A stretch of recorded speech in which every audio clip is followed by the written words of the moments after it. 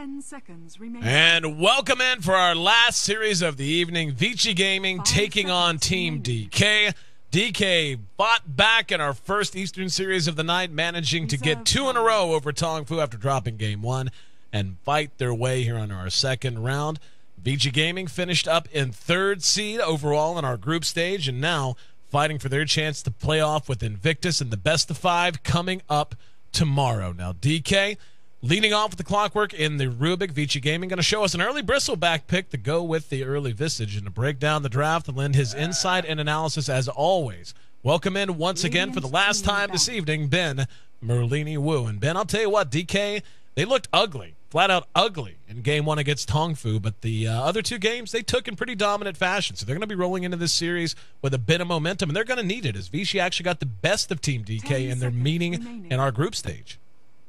Yeah, I think they've been playing with a lot of ping issues in the past few days. Mushi and ISSS weren't actually in China, so they were kind of relegated to outfarm the other team with macro decisions as opposed to small skirmishes early where they can outplay the other team. And I think they were still somewhat stuck in that mindset and just power farming their way through the game. And then game 2 and game 3, they're like, "Whoa, hey, wait, we can actually take a lead early game." And they did exactly that and definitely outplayed Tong Fu. Tong Fu, I definitely underestimated them going into this matchup, and I thought that they were just going to get crushed 2-0 in like a 1 hour combined 2 games. But with the rotations with their role rotation, they are looking much stronger than before. Absolutely, and both of us were rather impressed with that. ZSMJ, I mean, a little iffy on the Windrunner, and we obviously saw that not work out so well, running her as a pure 1 and the late transition, bringing the Alchemist into the farming role later. But for the most part, I mean, the SMJ, again, a guy who earned his stripes as a carry player and likely to fit in much better into that composition, or into that lineup, I should say, running back at the 1 position. So both teams taking their time with the bans so far. The bristleback pick, we actually saw that in action once already today, run by Na'Vi. Problem with the bristleback is he only gives you damage in one kind of way, and you really need to build some damage and survivability around him. He's a hero who is naturally survivable. You want to keep these fights extended out as long as possible, and there's a variety of ways to do that, but just getting a couple of bruisers that make it tough for the enemy team to really focus fire that bristleback down, that's often just about enough. Reserve time. I don't think he's that good of like a really early pick. I think he's a good later pick, depending. He's also decently good versus Visage. We saw Na'Vi try and run him, but they didn't have the best lineup to back him up. They didn't have any minus armor to synergize with him, which is what someone like Shadow Priest or something is really good for, or even just medallions. But yeah, it just didn't seem to work out too well for them. But if you can build a lineup around it and even just support him with a bunch of heals, whether it be Necrolite or Abaddon or anything like that, even Omni Knight I'd say would be pretty good, then he can just be a complete beast. Seems like a lot of teams just run him and just throw him into any lineup, and I don't really think that's where he particularly shines. Yeah, very much agree. And we did see Na'Vi have some success with him, and a lot of it came down to, as mentioned, extending those fights. They had Puppy on Chen, and you trade away that survivability I was talking about. You trade away a lot of that damage potential outside of maybe a little bit of burst from a Test of Faith, but you add in an early mechanism. Well, in that game it didn't come all that early, but it was still there, as well as Hand of God, and you can extend those fights. You can buy time for Bristleback to really do what he's supposed to do, which is just be an absolute terror running around a small little area and belting out the damage. DK is going to have a little bit of a squishy carry in the Luna there as well. Very BKB reliant, and that's a situation that's good for a bristleback in most cases. They're going to go ahead and grab the Crystal Maiden to go with him. So, you know, again, the issue is the Crystal Maiden, the Visage not as tanky as he once was. Crystal Maiden certainly not tanky at all. These are heroes who, unless they get the absolute jump on DK, are not going to be able to stand in a fight. Really would like to see a bit more beef coming out of Vici's last 2 picks. Yeah, there's a lot of damage flying around. I don't actually know if Eclipse gets blocked by Bristleback. There are some strange spells that it works for, it doesn't, so I'll have to check that out during the game. But still unsure how that's going to work out for them. Vici does have a pretty good front line, though. They do have a lot of burst and a lot of sustainability with the Visage and Bristleback. I've just seen Visage just do a lot of work in these past couple of days. Well, Visage is just one of those heroes who, by the nature of how he works, he has the long-range nuke, spammable, almost always off cooldown, and soul assumption. And what tends to happen is good Visage players and teams that know that they have good Visage players just say, you know what, take every kill you can. You know, he's naturally going to be able to get some kills that other heroes might not be able to because of the mass range on soul assumption. But a lot of the times, a Visage just waits to get that last hit because of how unbelievably valuable he is if he gets off to a good start. If his scepter comes out extraordinarily early, he's also a good candidate to carry a mechanism, a good candidate to build a medallion to make Roshans easier. And think about Waytu, all the success we saw him have from Team Liquid on Visage. And we see it on most of the top-tier teams. They usually have one player who can just play an excellent Visage, and that's exactly why. And it still surprises me, honestly, that he makes it into the pool as often as he does. The hero has just been absolutely a terror since the introduction of 6.79. DK will go ahead and grab up the Old Dirty, the Outworld Devourer, for their 4th pickup, and they're beginning to build a bit of AoE early. Yeah, getting an OD 4th pick is just huge for DK. I'm surprised that Vici didn't ban it out because Mushi just loves playing that hero over and over and over again. Lone Druid, the next pickup from Vici, and that's going to give them that beef we were talking about, the ability to slowly push into towers. And it's going to be tough for them to engage into. 10 seconds remaining. Let me put it this way. Talking to Puppy last time I saw him at the International was talking about Lone Druid, and this actually goes back even further than that, but it's something I've talked about with him at length, is, you know, the way you look at a Lone Druid isn't necessarily what he can always do or the bear can always do. It's the fact that to get to the Druid, to get to the rest of the team behind him, anytime they're trying to push and he has a moderate amount of farm, you have to engage through the bear. You have to find a way past that bear without him doing considerable work on a number of heroes. Yes, you can have blink heroes and all that, but still, there's going to have to be heroes that absolutely have to try to run past it, and usually are going to be susceptible to being picked off and rooted, especially if the bear is well fed. Now imagine trying to do that as well as a bristleback, trying to get past a well-fed spirit bear and a bristleback to get to the meat and potatoes of a Visage who can just stand back and nuke, and especially if they add in maybe a little bit more range with this last pick. This has the makings of a very nasty kind of a lineup from Vici. Yes, it does. And a Lone Druid with that push potential, DK doesn't actually have that great anti-push either. So Yeah. I think that they kind of need that as one of their support picks, but I'm not exactly sure which one would do the best. We've seen Shaker do pretty well. They have the Clockwork on that team, so that is something that is an option for them. They do need some sort of counter initiative. I don't think Clockwork is going to be enough because the threat of the Lone Druid just rooting someone or Bristleback just running in and spamming his cool sprays is a little bit too much for them to handle. One would imagine they're looking for a mid here, unless they're going to show us something unorthodox, though they do have the option if they really want to. Sending the Lone Druid mid, you see the OD picked up from DK, and usually it's pretty safe to assume that OD is going to go mid. I mean, that's just how that works. But Lone Druid actually stacks up quite well against OD and does force a team like DK to try and rotate to gank him, just because he's not going to be all that affected by Astral Imprisonment. And now with the Lich pickup, they're going to have the Rubik and the Clock, and Clock eventually will become a terror. But Lich isn't necessarily the best rotational kind of a support hero. He's very much a guy who likes to sit in lane and get you an advantage by sacrificing creeps and so on and so forth. So Vici sending Lone Druid mid might be a pretty viable option here if they want to just go ahead and focus on making sure a hero isn't going to be completely shut down by OD. We'll find out one way or the other, as they only have a few seconds now to show us his 5th pick.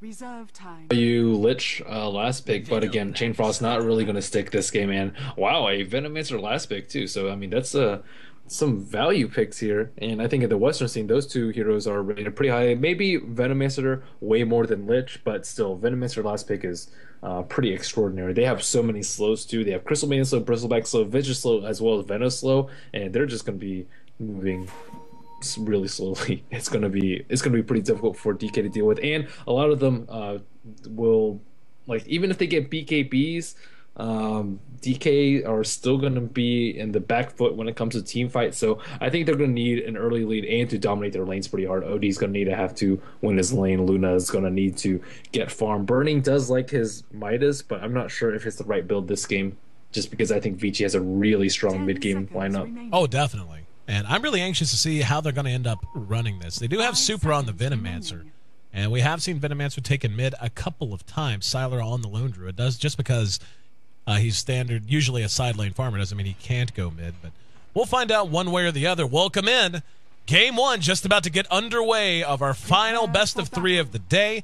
Winner of this match advances into our best of 5 finals here in the playoffs to take on Invictus Gaming for a chance to punch their ticket to Las Vegas coming up in January. That'll be January 7th through 10th, and we'll be launching a new website coming up in just about a week or so, if even that.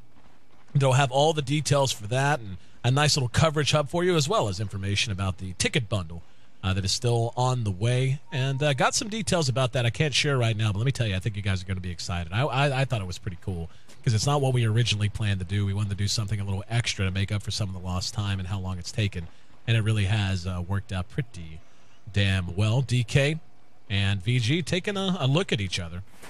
It doesn't look like we're going to see any blood on the soil, though, so we'll take a quick run through the lineups on the side of VG. Going to be ROTK playing on our Bristleback. The Venomancer going to be handled by Super. He's slithering his way back towards that middle lane. Going to be Fenrir handling the Crystal Maiden with Visage, played by FY, and the Lone Druid, farmed by Sylar. On the other side of the river, going to be Mushi setting up shop here in mid. No surprise there. Lanham will be playing on our Lich with the Clockwork, handled by Ice once again. Burning will be farming up our Luna, and the Rubik going to be played by MMY, who has been an absolute beast already tonight and is always such a huge part of any success DK happens to have. Yeah, and how do you like these lineups, and how do you think these two teams match up usually?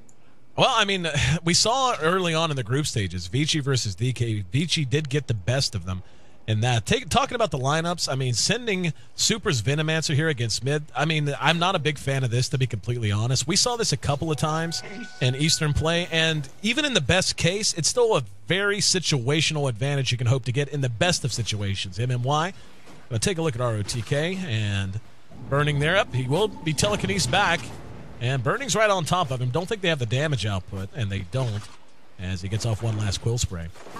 But I really just don't like the Venomancer mid. I mean, in the best situation possible, maybe that mid stays stable and you're able to push down an early tower and get a little extra damage done because of the strength of Plague Wards. But think about the times we saw this really just contribute nothing. Venomancer gets off to a good start, gets some early farm and levels, and then still feels like a support Venomancer regardless. Yeah, that's kind of how I feel about it too. Unless you can like absolutely dominate the OD, but it's rare that you're going to be able to dominate Mushi in a one-on-one matchup because they usually pick for him to succeed. Looking at the early CS, looks like they are on par though. Actually, Mushi with just one more CS. ROTK, he's doing okay in top, and it is really difficult to zone a Bristleback out. Burning already picked up a Magic 6, so he should be doing okay there. Yep, if they want to bring down ROTK, they're going to have to send a lot more firepower than just a Rubik and a Luna. That's just not going to work. So he should be pretty damn safe to do as he pleases.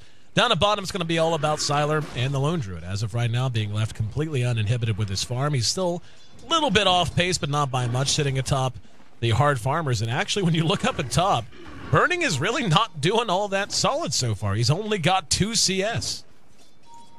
Yeah, I have no idea why he is that under farm, but yeah, 2 CS on Burning. I mean, Bristleback is okay, and he has decent base damage, but Luna with her aura, she's sitting at 72 damage right now. She should have a little bit more. Mushi going to be able to spot an Illusion Rune and take that for free.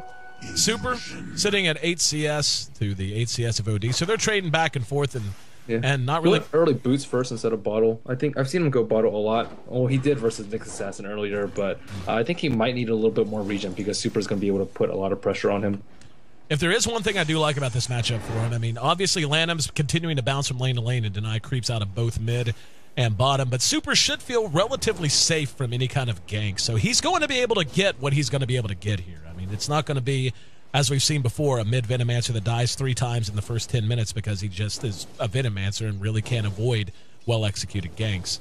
But again, it's going to be what they're able to translate that to. And we see that a lot whenever you see these kind of unorthodox mids and unorthodox solo lane heroes. It's not so much about whether they can get levels in gold. It's how does that translate to any kind of tangible gain as you move out of the early game. And as always, that's going to be a test, especially when you have a mid-Veno and ROTK on a Bristleback, which we've seen do well in some situations, but still has to be played in a very specific style to really make the most of his skill set. Yeah, I agree with you there. Yeah, still looks like Venomancer is not doing well in mid super. I mean, he has tried to max his poison sting, but I don't think it's going to be enough. Oh, actually, super. He might actually go for a kill on Mushi here. Nope. Nope. He had a spray, or a gale rather. I think he could have done a lot of damage to Mushi there, especially considering he doesn't have a salve and does not have the early bottle on him. Looks like he's going to be here to save the day for Mushi. I think that's probably why we didn't see Super go for that, is Lanham's been basically just rotating back and forth from here to here and taking creeps from both lanes. And if Super decides to dive that a little too much, Lanham shows up, drops a Frost Blast on his face, and squishy as he happens to be at 500 HP, or 680 on a good day, or if he's full health, could have been problematic. We're going to see Lanham actually take this haste rune, so Super going to be robbed of a rune, and that's a nice little bonus for Mushi here in mid. And so far, no kills on the board. Been relatively quiet. ROTK, as you mentioned, they've had a lot of trouble zoning him out. His farm is nothing spectacular, sitting at just 6. But he is finding experience coming up on level 4. Big winner, though, is our Lone Druid. Sylar just going to town down here. 28 CS at 4.5 minutes in. Not too shabby. Yeah, that's an easy matchup for him. Clockwork versus Lone Druid. I don't remember the last time I seen a Lone Druid lose that matchup, too. Oh, Ice, Ice, Ice. Spotted out. Walked right into it, drops the cogs. FY's in there with him. There's the Nova to follow it up. Soul Assumption's there. One more auto attack, and that'll be first blood. Super able to get that one on the board. And, how did Super get that? I'm confused. Super? Yeah, they registered as Super on mine. I read it off. Yeah, I'm not really sure either. I think he maybe had a Venoware down there. Yeah, must have. Yeah, he had a Venoware down in the middle of the hill. Oh, okay. It must have expired or just been outside of my vision. Either way, Super takes it. We do see a return kill, though, on ROTK up at top. So making 1-1 as they do manage to track down the Bristleback. They are going to rotate a couple up. It's going to be Fear and FY, and they're going to look for some payback. And Lanham and MMY make appetizing targets. There's the smoke popped. FY uses Grave Chill. They're going to follow it up with the Nova. Telekinesis there. Manages to stun out for in rear. Here comes ROTK trying to cut off the path of retreat. Another kill going to go to VG. So 2-1 as they're continuing to bully this top lane around fairly effectively. Yeah, they're going to start needing some rotation soon. They need early levels on Ice's Ice. He's only level 3.5 right now. He needs level 6 ASAP because he's just not getting anything accomplished in this bottom lane. Lone Druid already with Brown Boots, Hand of Midas. He is going to have his Hand of Midas completed. So 6 minutes in, and Sylar is just super farmed in. DK is going to have a really difficult time shutting him down, but Ice's Ice is not the hero to do so. They have to secure Burning's farm first and make sure that his farm is on par with Sylar's. Yep, this feels about how we expected. Venomancer, level 6, has gotten his levels, has gotten a fair amount of farm, all things considered, but as soon as you see any kind of a rotation, once you have a level 6 on the other side of the river, OD there with a little help from a Frost Blast coming from Lanham, and that's another death taking place in mid lane. 2-2, we're all knotted up. And the rotations, I mean, right now we're not really seeing a ton of them. We saw a little bit of movement from Vici. They managed to catch one in the river, then rotate up the top, but Sylar, again, just going to town. So I think this is probably a pretty nice situation for Vici. I don't think they're going to be too upset with the state of things at all, especially with that Midas up as early as it came out on Sylar.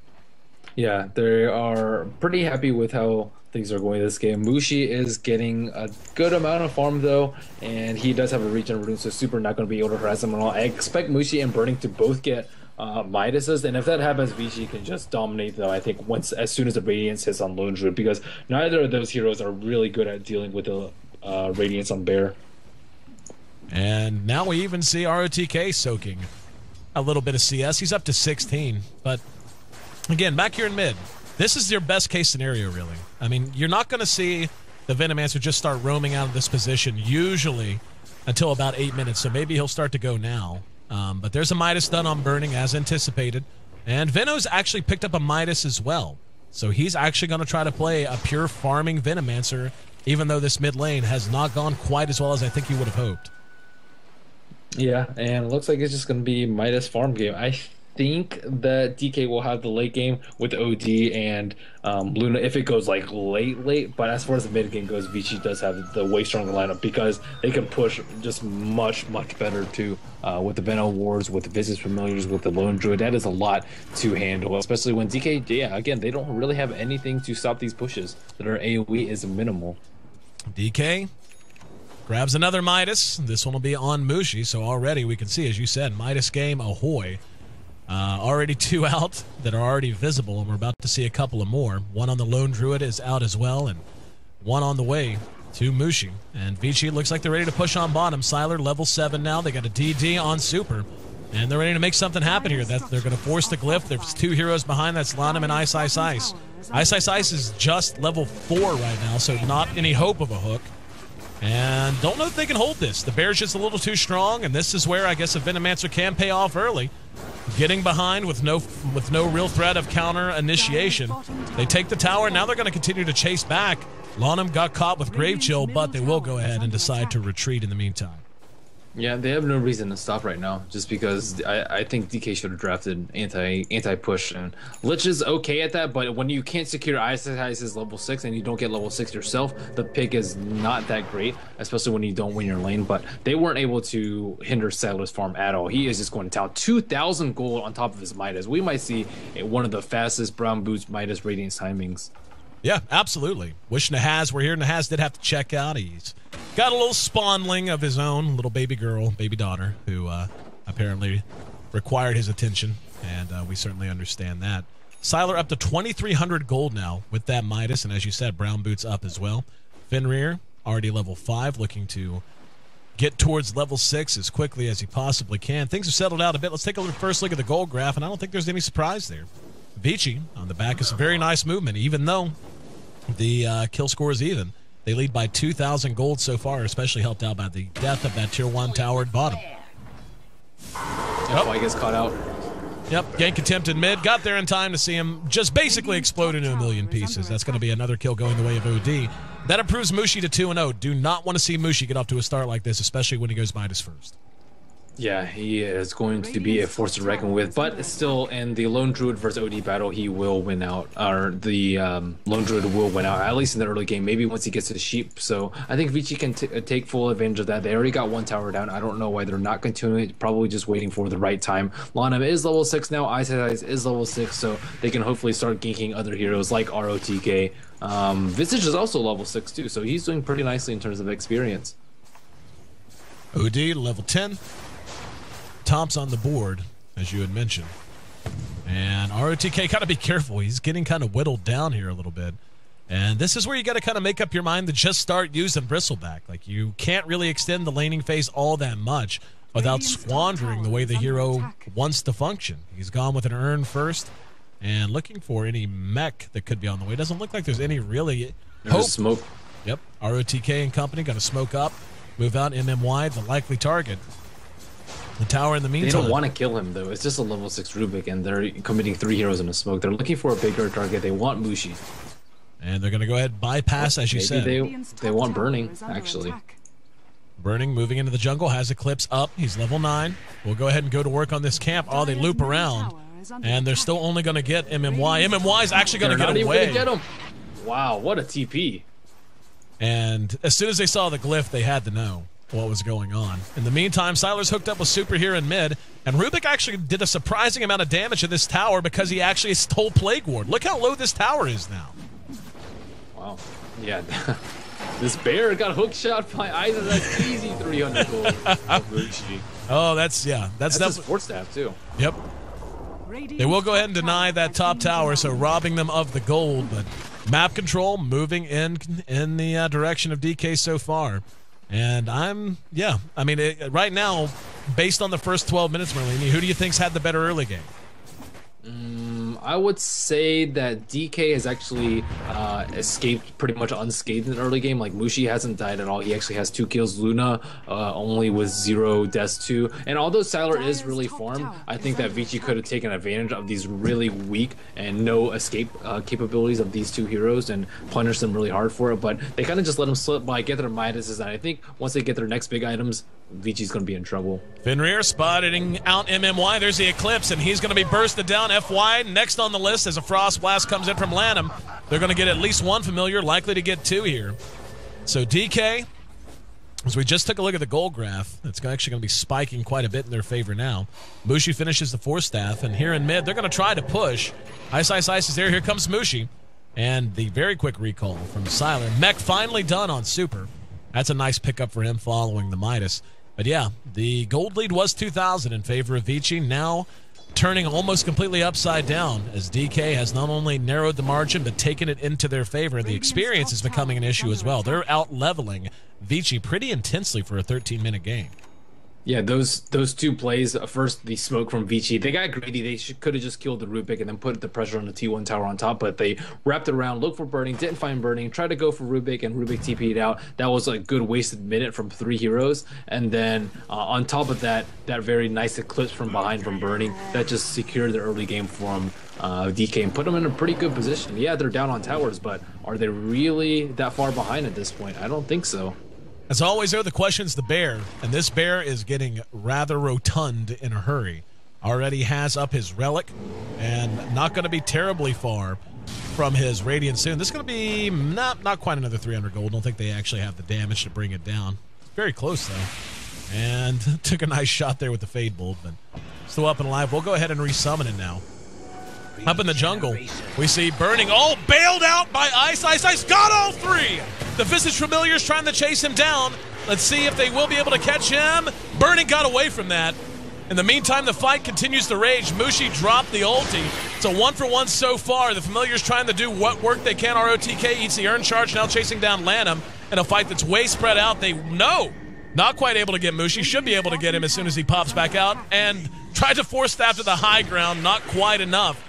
Lanham now eating all the goo, slowed down, uses his wand charge. Will throw, oh wow, he's gonna get ROTK with the Chain Frost. So a very bizarre exchange there. DK basically invested everything into saving Burning and engaging off of it. Burning didn't make it away, but in the end it cost him 3. Yeah, Mushi could have gotten out too. He was just like a little bit too gung-ho there, and he could have just ran away with his Force Staff and then Astral to take the damage off, but he thought that he could probably kill Venomancer, but with Sylar there, it was a easy cleanup for him. But Vici didn't actually manage to translate that into a T1 tower too, so that's a bit problematic. But Goldgraph definitely spiking back up in Vici's favor. MMY actually managed to get True Form, so we'll see if he's going to do the cute thing and just morph True Form and run around like that forever and ever and ever, which is always fun. To this day, one of my favorite casting memories of all time was seeing Kuroki from Na'Vi morph True Form, then steal rockets from a Tinker, and he was a True Form bear walking around shooting rockets at people. It was glorious. But Vici now ready to put some pressure here on the Tier 1 top. And going to be a free tower. So DK looked like they were ready to seize control of the mid game. Instead, look at that. We're right back where we started, my friend, right at 0. Thanks. Yes, we are. And yeah, this game is still very back and forth though. It just depends on how these engagements go, who gets a nice hookshot and cliffs engage on DK, or if Vici gets a jump with a lone druid root, or just a lot of stacks up on Bristle, maybe a few man venomous scale. These engagements could go any way, and it really comes down to execution. And lone druid there to lead the way on that tower. That radiance is complete. Came out at about 16 minutes in. He's got another 1,000 gold to go with it. MMY managed to steal Plague Wards. He's running around in his boring old Rubik form. You disappoint me, MMY. ROTK up there, and this is where a Bristle can become truly annoying. Just sticking his chest out in front and daring you to engage into him. They're going to pop the glyph and look to defend this. The bear forced to pull back. Sylar has a resummon if they want to commit to this. And he will go ahead and spin it. Looks like they're not done. ROTK, he's picked up the Ogre Club, and they will decide to go ahead and retreat. Burning and company, we're pushing down the Tier 1 bottom. There will be a reaction, and it's enough to keep the tower standing on both sides. Yep, Sylar, that is a very, very fast Radiance timing from him. And let's check Burning's items. Burning still working on his next item after HOD, and Mushi, after that early death, he still has a 4-step though, so he's not doing too poorly either. Tell you what, Super is probably getting more right now out of a solo mid Venomancer than I've seen anyone get. He has the mech up. He already has a point booster up. He's probably going for a Scepter. Although, it wouldn't surprise me if he decided to go straight for a Blink Dagger here. I really would not mind that at all against this DK lineup. And he doesn't really need a Blink Dagger though, is the thing. Like, all they need to do is just wait for DK to come to them, just wait for a hookshot in, because they have the far better siege with the Plague Wards and the Lone Druid Bear, so they don't have to initiate on DK. Usually the team who initiates, especially if you blink into the enemy team at tower, you might lose that fight, and it's just way too risky compared to, hey, you guys come to us where we can just bulk up our positioning, we have Plague Wards whacking on you, and they don't want to be under tower fire either. Excellent points, my friend. And right now, both teams continuing to just kind of hang back. The net worth we can see is actually favoring Vici, with the Lone Druid opening up quite a gap on Burning, at least for this stage of the game. Only 18 minutes in, he's already 1,000 gold ahead of Burning. And Ice actually hooks into his own creeps. They're looking for a root. There's the telekinesis to slow things down, and that might be enough to save him. Mushi there with the Astral Imprison, going to work. There's the root. Force Staff gets it back under his own tower, though.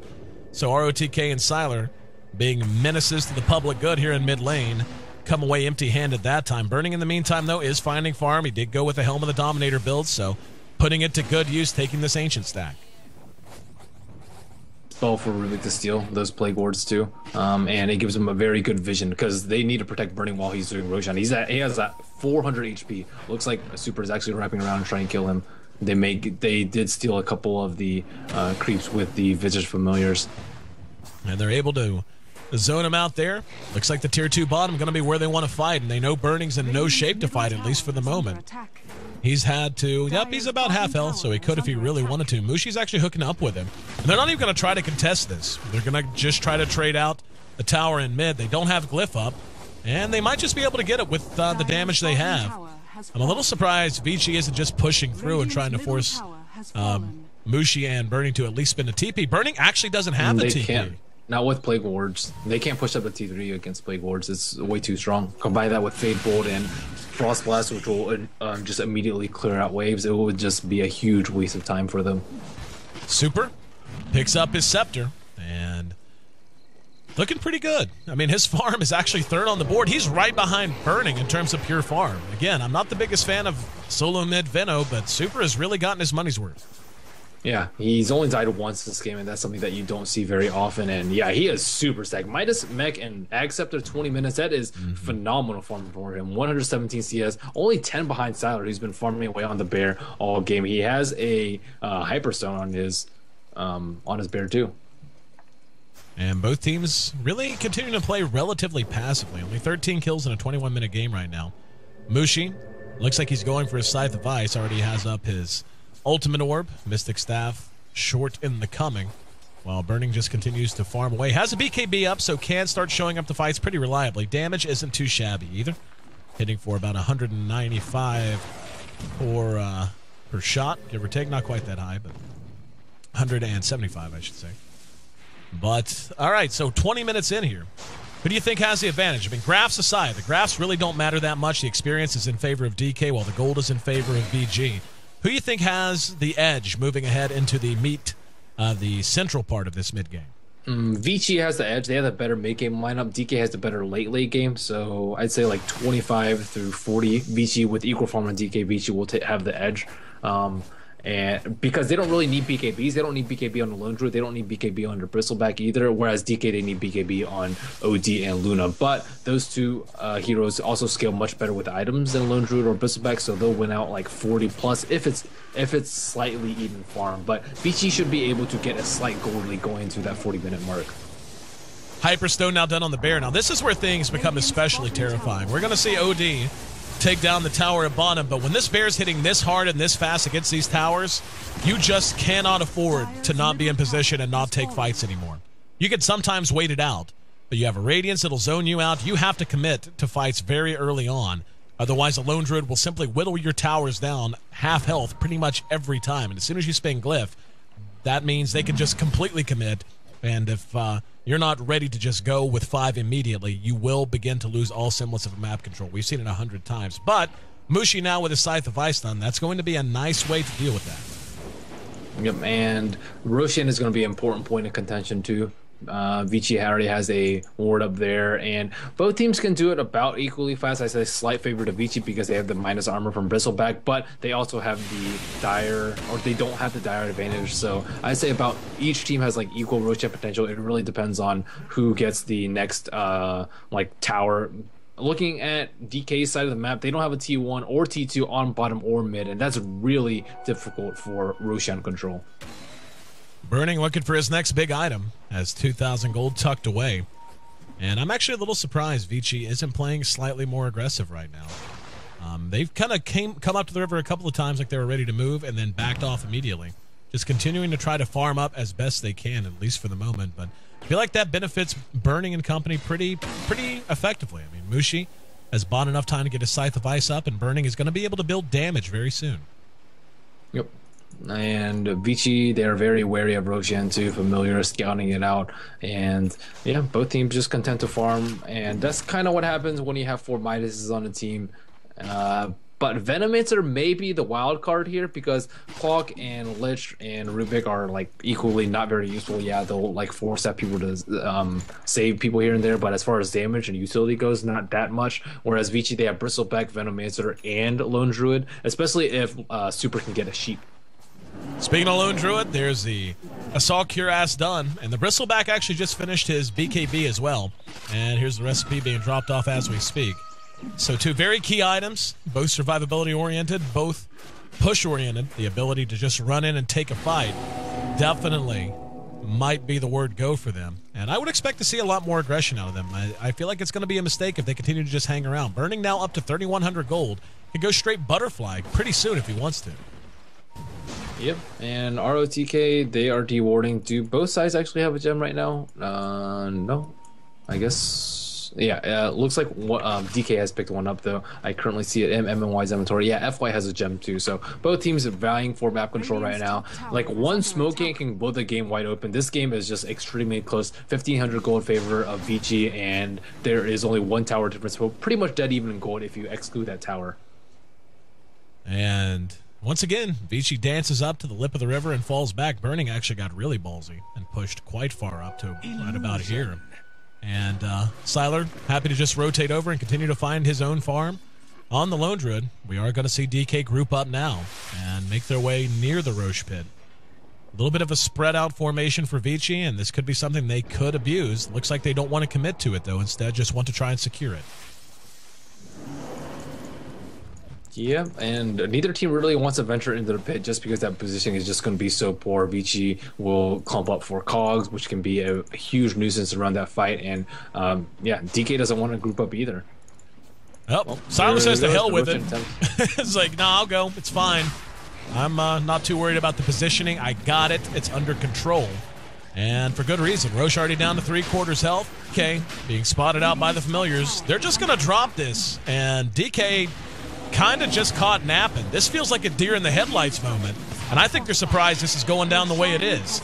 Druid takes the agents. They're not even going to get a T2 out of it either. Burning was pushing left side, but they'll use a glyph and Saddle will TP back, and easy Roshan for them. I thought that they would contest it, but I guess they're not feeling it. Maybe with the OD BKB they can do it.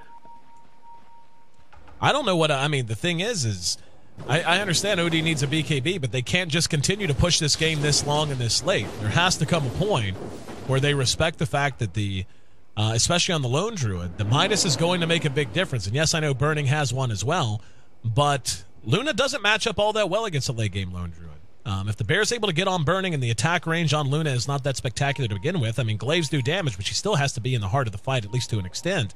And the Bear gets big enough, he can just blow her up and root her down. We've seen that time and time again, even against much more mobile heroes like an Anti-Mage. So he just needs a Manta style, though. Like BKB Manta and then Butterfly, too. He's actually not that far from those items. He can pick up a Manta right now if he wanted to. And then once he gets that, if he gets rooted, just split out. And he should be okay. They don't have that great AoE damage, like Bristleback maybe with his cool spray, but that takes quite a bit of time to ramp up. Looks like they're finally going to be able to take this tier 2 on top, and they will. Burning will go ahead and push through, and Vici, with a deer in the headlights moment of their own, they're going to go ahead and take this Ancient stack. They need to send someone back to defend their tier 3, though, as it's taken a lot of free damage, and finally, they're going to send back Silent. Yeah, well, the gold graph should still be relatively even, 2,000 gold, and yeah, Vici still has 1 tower up. Burning, is he going to get caught out by the Bear here? Bear running him down. And yeah, Burning starting to take some Radiance damage and spinning the Lucid Beam. There's the Eclipse trying to bait Siler and the Bear into it. And yeah, they do manage to get it. So baited that out. What was Siler doing there? Yeah. Hoping for a root. Gold. Yeah, hoping for a root, I guess. I mean, even if you're root, you can just TP out. Or I don't know if he's tanking enough 1,500 HP with 18 armor. Yeah, I think he'd be okay even if he got rooted. Siler manages to hang on to his Aegis at the very least. ROTK helping to cut things off. There's the butterfly done all at once coming out from burning. And this is going to be an interesting late game matchup. Neither team really seems all that anxious to try and get an advantage, at least for the moment. Vici should be trying to get an advantage, though, because Lone Druid, I mean, he does fall off. Yeah, sure, he can get 12 slots, but, I mean, compared to OD, who can just one-shot your team with an ultimate after he gets really farmed, that's much, much more scary than a farm bear. I might see it put to the test as Vici finally looks like they're ready to 5-man, taking control of the dire side jungle. Lone Druid and his best buddy going to work on this tier 2. Last remaining outer tier tower for DK. Let's see if they want to contest it. Doesn't look like they will.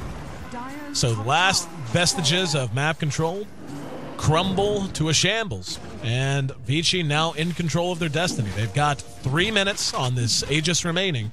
ROTK trying to finish his Sange in the meantime, just trying to tank up even more. Now that's the question, is how effectively is Vici going to be able to break DK? Having the Lone Druid there is nice. Bristleback again, ready to just tank with the face. But for the most part, DK, it's always hard to engage in a Chain Frost, to engage into Sanity's Eclipse, engage to a Rubik, etc., especially with a Clockwork there just in case. Yep.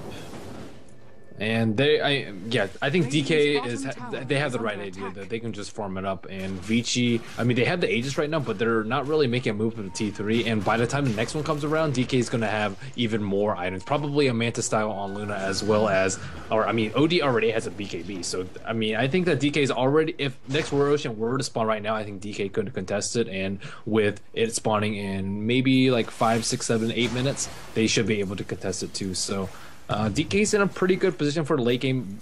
DK's a pretty good position for the late game. Vici does have the gold lead right now, but it doesn't translate that well just because Venomancer has huge items on him. Yep. They're going to need a lot out of Super. As you mentioned, he's not exactly a guy who's going to be doing a lot of right-click down the stretch. He's hitting for about 126 right now, which is pretty solid by Venomancer standards. Very tanky, sitting at 1,800 HP. And they're just continuing to look for some kind of an opening. Cogs go down from DK to protect the bottom tier 3. And let's see, what did MMY get there? Got Plague Wards. That's troublesome. Yep, they're going to send the bear up. And he's taking a lot of damage already. And Bristle shows his face. Bear's going to move back up. Siler's there, going to be Astral in prison. There's a glyph. Forstaff gets Mushi to safety. And here they come back out. They're going to mech through it. Siler looking for a target. The bear's actually going to be picked up. Will they get the resummon? Nope, they managed to get the kill. There's a Chain Frost and a lot of damage being done because of it. Aegis has popped off. ROTK moves back in, shows off the BKB, but there's the Eclipse. Siler raises up right into it. And ROTK doing what he can, but with the Sanity's Eclipse there, and and the Courier. That's what you call a complete genocide of the Radiant side. Not only killing off every bit of the team, but getting the Courier as well. And that's exactly everything we were worried about, my friend. Pushing into that tier 3. Wasn't that well executed, and DK walks away with a gigantic win that's going to flip this game completely around.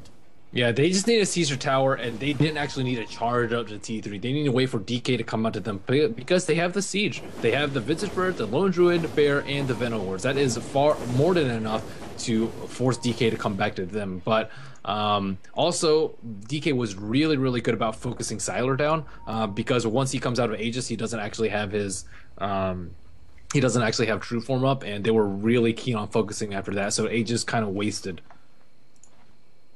And Burning, now beginning to hit his stride. He's level 21, and just finished a Satanic as well. How in the hell are they going to kill him? His damage is, and that's the thing, he hasn't even really built damage. He'll be able to sell his Midas here shortly and go with a straight-up 100% damage item, and I don't know what they're going to do. Yeah, I don't really know what they're going to do either. And DK definitely has map control after that, and they can take out Roshan. Gold graph just completely sunk in DK's favor, 3,000. And yeah, Vici, I think they waited a little bit too long for the time to strike, though. I think as soon as they get the Radiance on Siler and before the BKBs come out on DK, that's time to hit. But they just waited a little bit too long. 4,200 gold still sitting in the bank of Mushi, too. So his next item choice, very likely to put him over the edge. They're trying to defend the tier 2. They got to be careful, though. That's a lot of personnel from DK hanging around. And we're actually going to hear a hook as Ice manages to call against Super, and there's the... Oh, he actually stole Poison Nova. BK being through it, though. Super still in position to defend with ROTK, but they're just being overwhelmed. As we see the tower drop, only one outer tier tower remains, and it's now DK's turn to completely have control of the map. Yep. They can just wait for Roshan now. It's almost the 8-minute mark has come about. Backing up, Roshan back up very shortly. And we'll see what kind of a respawn timer they'll be facing with it. Mushi's likely to be standing there just as he pops back up. Not quite. But let's see how long we got. 54 seconds. So a very, very short respawn timer this time around. And double damage actually picked up by Mushi as well. Rich get richer. And Vici, I agree with you. They had a chance. There was a very solid timing when the Lone Druid was very far ahead. We could see that's no longer the case. He's actually surpassed by both Mushi and Burning at this point. But aside from that, what else could Vici have done differently to avoid the precarious situation in which they find themselves? I think just push a lot earlier. They just simply waited too long, and they should know that their heroes don't scale as well as someone like Odie and someone like Luna, especially when both of them got Midases. And I don't think the Midas pickup on Vici, it was bad by any means, but at the same time, it just doesn't translate that well come mid game. Yeah, Venomous has all these items, but what is a Scepter going to do versus BKB? What is a BKB on Venomous going to do? Is he going to be able to right click any of these guys in a right click war? Absolutely not. Roshan spotted out, and DK hovering about, looking for their opportunity. Looks like they're just going to go on in. Yep, pop it out and go to work. Mushi hitting quite hard. He's picked up a Mystic Staff to go with his already existent Scythe of Ice. So we'll see what he wants to snag out here. A Shiva's, I suppose, an option. And that even more AoE would tank him up as well. It's actually going to be OD that picks up that Aegis and trying to bring down the familiars as it is. His intelligence is quite high, 168, so reaching a point where a few minutes ago, yep, there it is, Shiva's done. So even higher now. But, yeah, reaching that point you were talking about. He's going to be able to one-shot a whole lot of folks on the side of EG. Yeah, DK actually played really smartly, too. They didn't defend any of the T2s. They just traded and split push and farmed. So even though Vici had a huge tower lead early, DK at least made something out of it. They don't do what a lot of teams do, which is, hey, let's just, like, for example, if they're defending this tower up here, they just sit behind here, wait for the tower to fall, and then retreat, which you're getting absolutely nothing out of it. You're not getting any farm, you're not defending towers, you're not getting any kills, and that's exactly what they should not have done. But DK very smart. They, like, put one or two just to make sure that Vici is all there and to slow down the push. Mushi. Yep, BKB's up on both sides. Mushi going to work, has his ulti available. When he wants to spend it, spins the Shivas right now and might end up dropping. Will likely drop the ult if he gets close. There's a Force Staff to get him back to safety as the rest of DK forced to retreat. Ice drop the cogs. Burning's there though. Still has Eclipse, not anymore. Pops it, has a Satanic if he wants it. There goes the Poison Nova. MMY managed to get it again. He's going to move in. And nope, never mind. He got Plague Wards. They do manage to clean the bear up, and only losing Rubik in exchange for Veno. There's a good freezing field, though, and the Aegis popped off. Burning trying to heal through it, and does manage to do so through the help of the Satanic. Mushi back up. That's going to be, yep, managing to get a double kill there using the Sanity's Eclipse. And that's a triple kill and a full 5-man wipe. Cost him an Aegis, but... Aegis and a Lich, I guess, technically, but certainly well worthwhile for DK. VG took their stab, but that's probably the last real fight they had a chance to win. Yeah, I agree with you there. And nice clutch defensive Astral on Burning there at the end to save him and prevent him from having to use a buyback. 6,500 gold on Luna right now, 5,500 gold on OD. And, I mean, if the game's not over now, it will certainly be over with the next Roshan. There's going to be a hook in. Super caught out. Scythe of Ice used as well. And Super trying to mech through it. Not going to be so fortunate. And he's down for 74 seconds now. Going to be 26, give or take, until the Druid's up. And they're going to go ahead and use the glyph. But yeah, I think this is pretty much the swan song for Vici. And here we go, trying to catch someone else out. That's going to be Fenrir. He's going to be cogged out and blown up with just about 1 or 2 auto attacks. Now the Force Staff from MMY looking for a target. He's going to go Scepter away from the damage. ROTK dancing back and forth, but really just doesn't matter all that much. The tier 3's down. Down goes the racks as well. And they'll take another set of free racks now. Druid back up, but still has 20 seconds until he can summon his bear. So not a whole lot he can do even under the best of circumstances. However, DK going to play it safe. Going to go ahead and pull back. Yeah, there's no reason for them to take unnecessary risk right now. They can simply just wait it out for 8 minutes if they really want to. Wait for next Roshan. They still aren't 6-slot on all their heroes. OD can pick up another item instead of his TP scroll, like a refresher, let's say. Luna can still pick up 2 items if she sells her Midas. So they're very well equipped to deal with this game if it goes even longer. And yeah, Lone Druid, as farmed as he has an MKB, but it just simply isn't enough. ROTK, he has a Heaven's Halberd, but you can't Heaven's Halberd both of those heroes. And the pipe got on Lanham now will help mitigate a lot of the damage. The best burst of damage we saw come out of VG there was the freezing field that helped clean up the Aegis off of Mushi and almost bring down Burning as well. So being able to not worry about that and not having to worry about the magic damage output of a Visage, etc., as well as hell, a Radiant Bear.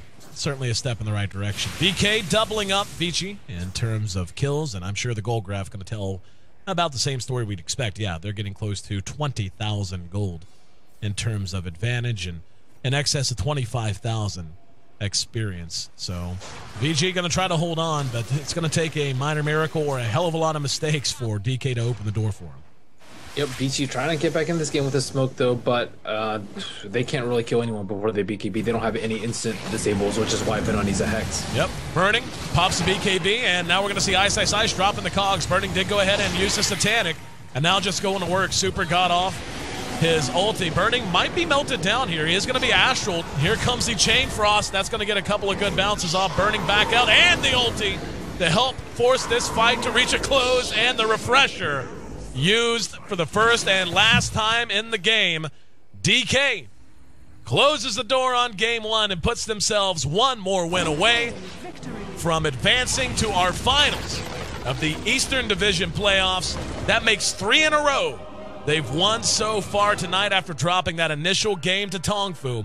They're going to look to make it 4, and I think we're both kind of in agreement there. Vici, I felt like, actually outplayed DK fairly well for the first 20 minutes. They just did not walk through the open door, and DK very happy to shut it on them as the game got later and later. Yep, still a very nice effort from them, though. I think their draft needs a little bit of work if they want to go to a late game like that. So either they need to play according to what their picks dictate or draft according to what how they want to play. But overall, very good effort from Vici. Vici did take down DK 2-1 just a few days ago. So I expect this game to go to 3. Oh, yeah, absolutely. It wouldn't surprise me one little bit. 10-23, the final kill score, 40-40. The time that it took. Standout performance from Mushi, who finished 10-1 with a nice fat inventory, side of ice, BKB, and his Shivas as well as the refresher. Not too bad out of Lanham's Lich either. He was just kind of everywhere he needed to be. Burning, finishing with what I would say is a pretty desirable score for a carry, 4-0-14. Anytime you can keep your carry from dying in a 40-minute game, doesn't matter if he just has 4 kills. I guarantee those 4K played and probably were clutch as hell. Not a bad game out of MMY either on Rubik. So, Vici, really, they got what they needed early on, just unable to capitalize on the opportunities they had earned for themselves. Game 2 coming up in just a moment, guys. I'm your host here in AC Chambers. The voice you're hearing on the other end of the line, you know, the one who's really knowledgeable and kind of awesome. His name happens to be Ben Merlini. You can follow us both on Twitter. I'm at AC. He's at Merlini Dota. It's been a long day, and this could be our final game of the evening coming up next. And I'm sure there are those who have been with us all day long. I want to thank you guys for that. But whether or not this is the first time you've tuned in and saw me ever, or if you've been here all day and all throughout the D2L, it's been a hell of a fun ride. We've only got a couple of days of action left and only one more game, potentially one more game, until we move on to the final stage of both the East and the West. So you need to catch up and figure out what happened, catch the VODs, what have you. Head to d2l.gg. You can find all the info you need there. And check out our nice little playoff page, I guess you can call it. It's pretty awesome. Anyway, game 2. DK looking to make it 4 wins in a row to propel themselves into a showdown with Invictus Gaming and our best of 5 grand finals for our playoffs to determine which of those 2 teams will be advancing to our grand finals in Vegas. But Vici might have something to say about it. I would imagine he would. And again, wouldn't surprise either of us to see this go the distance. We'll find out in just a moment. Stick with us around the HyperX D2L. We'll be right back.